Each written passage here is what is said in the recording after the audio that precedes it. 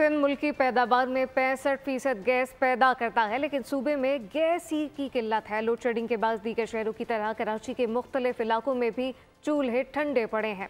तफसीलात क्या हैं, रिपोर्टर गाजी जंधेर से जानते हैं, जो वजीर तमन्नाई सैयद नासिर हुसैन शाह के साथ खुसूसी बातचीत कर रहे हैं। आइए आपको सुनवाते हैं। जी बिल्कुल, सिंध में तवानाई के हवाले से बिजली के साथ साथ गैस के इश्यूज भी बदस्तूर बरकरार हैं। ख़ास तौर पे कराची वालों का चूल्हा तक जलने के लिए इंतज़ार में है कि कब गैस आएगा। इस हवाले से वज़ीर तवानाई नासिर हुसैन शाह साहब मेरे साथ हैं, उनसे बात करेंगे। शाह साहब, गैस की जो कमी है, बिजली की कमी है, लोड शेडिंग गैस की इस पोजीशन में जनवरी में भी जारी है। जी बिल्कुल, ये इश्यूज़ हैं और सिंध सबसे ज़्यादा प्रोड्यूस करता है गैस, उसके बावजूद हमें बहुत इश्यूज़ हैं।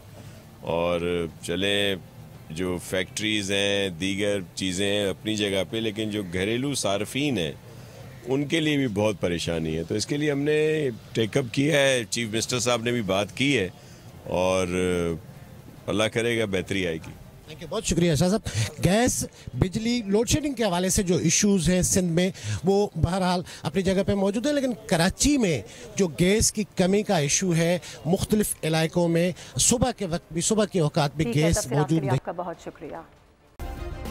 सब्सक्राइब करें और बेल दबाएं ताकि कोई खबर रह न जाए।